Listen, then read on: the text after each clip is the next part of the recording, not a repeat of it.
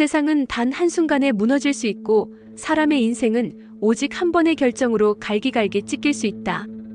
강재인은 그것을 온몸으로 체험하고 있었다. 기회라고 믿었던 희망의 끝, 그녀가 회장 후보로 나서겠다고 결심했던 그날부터 숨막히는 싸움이 시작되었다. 그러나 결론은 하나.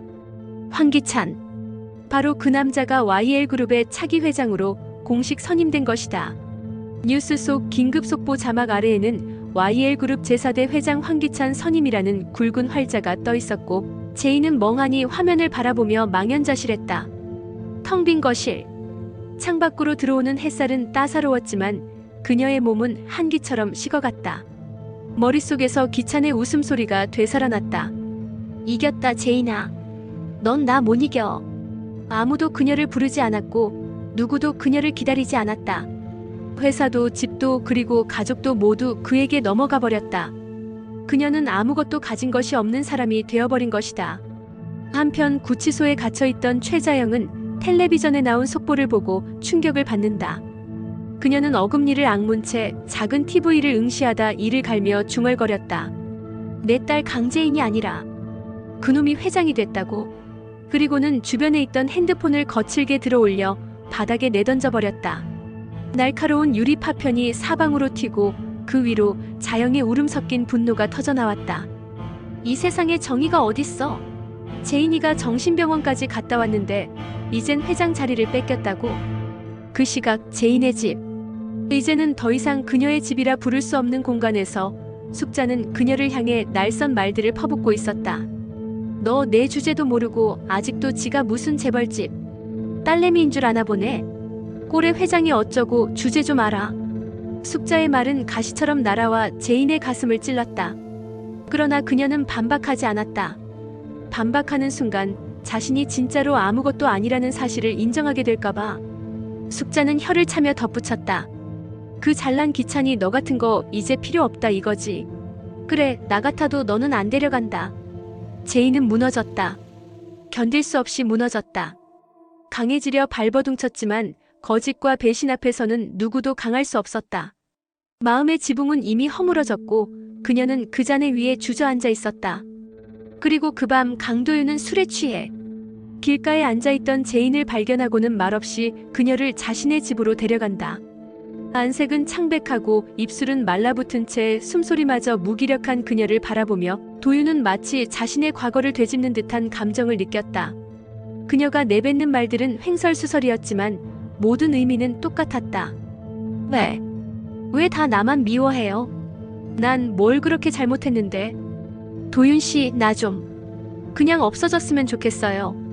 도윤은 그런 그녀를 조용히 자신의 침대에 눕힌 후 담요를 덮어주고 조용히 문을 닫는다. 그 순간 부엌 쪽에서 들려온 목소리. 윤이었다. 도윤의 여동생이자 제인과도 짧게 인연이 있던 인물. 그녀는 놀란 눈으로 제인을 바라보다 도윤에게 묻는다. 오빠, 둘이 무슨 사이야? 나 저 아가씨 좀 알아. 도윤은 짧게 대답한다. 환자야. 내 보호가 필요한. 윤희는 말없이 고개를 끄덕였지만 그녀의 눈빛엔 의심이 가득했다. 다음 날 아침 제인은 말없이 도윤의 집을 나선다. 그 누구에게도 알리지 않은 채 조용히 짐 몇 개를 챙겨서 다시 집으로 향한다. 하지만 그녀를 기다리고 있는 건 집이 아니었다. 황기찬의 명령에 따라 이미 그녀의 모든 권한은 정지되어 있었고 문 앞에 도착한 그녀에게 보안 요원은 단호히 말했다. 출입금지입니다. 강재인 씨는 이 집에 더 이상 거주 자격이 없습니다. 제인은 말없이 그 자리에 섰고 현관 앞에 나와 있던 강은호, 자신의 아들이 그녀를 바라보다 울음을 터뜨렸다. 엄마 왜 여기 못 들어와? 같이 있자고 했잖아. 그녀는 아이를 안아주고 싶었지만 손조차 뻗을 수 없었다. 아이는 울면서 손에 쥐고 있던 작은 인형을 내밀었다. 엄마 이거 먹고 아프지 마. 제인은 그 인형을 받아들고 말없이 고개를 끄덕이며 돌아선다. 다시 걸음을 떼기엔 너무 무거운 하루였다. 그녀는 공원 벤치에 앉아 아이가 건넨 인형을 조심스레 살펴본다. 그리고 그 안에서 어딘가 묵직한 소리가 느껴진다. 인형 배를 눌러보니 그 속에서 작은 약통 하나가 굴러떨어진다. 그 순간 그녀의 눈동자가 크게 흔들린다. 약통엔 수면제 라벨이 붙어 있었고 사용된 날짜가 선명했다. 며칠 전부터였던 그 현기증, 멍한 의식, 그리고 알 수 없는 무기력감 전부 설명이 되었다. 제이는 핸드폰을 열어 과거 약물 복용 시점과 자신의 혼수 상태가 일치한다는 점을 확인한 후 눈을 감았다. 그리고 속삭였다. 숙자 너였구나.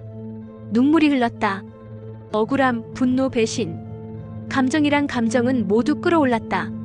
숙자는 그녀를 보호하는 척했지만 실상은 그 누구보다 철저히 그녀를 무너뜨리고 있었다. 제인을 무력하게 만들고 세상의 판단력을 잃게 만들고 끝내 기찬의 손에 넘기려 했던 것. 모든 퍼즐이 맞춰졌다. 이건 단순한 오해도 복수도 아니었다. 계획이었다. 치밀하고 악의적인 계획. 그리고 그 정점에는 자신이 가장 의지했던 사람이 있었던 것이다. 그녀는 약통을 손에 쥔 채 벤치에서 일어난다. 한 손엔 은호가 준 인형, 다른 손엔 수면제. 그제서야 마음속에 새로운 결심이 움튼다. 끝까지 가보자. 이제 나도 더 이상 안 봐줘. 강재인은 끝없이 추락하던 절벽 끝에서 다시 눈을 떴다. 무력했던 하루는 지나갔고 오늘은 복수를 준비하는 첫날이 되었다. 기찬이 회장이 된 그 순간부터 이미 그의 몰락은 시작된 것이다. 숙자, 승우, 세리. 이제 그녀는 누구도 믿지 않는다. 자신만의 싸움을 위해 자신만의 방식으로 다시 서기 시작했다. 여왕의 집. 이것은 제인이 다시 자기 이름을 되찾기 위해 어둠 속으로 발을 들이는 순간이다. 아무도 믿지 마라. 아무것도 보이는 대로 믿지 마라. 이 집의 진짜 주인이 누구인지 이제 모든 이들이 알게 될 것이다.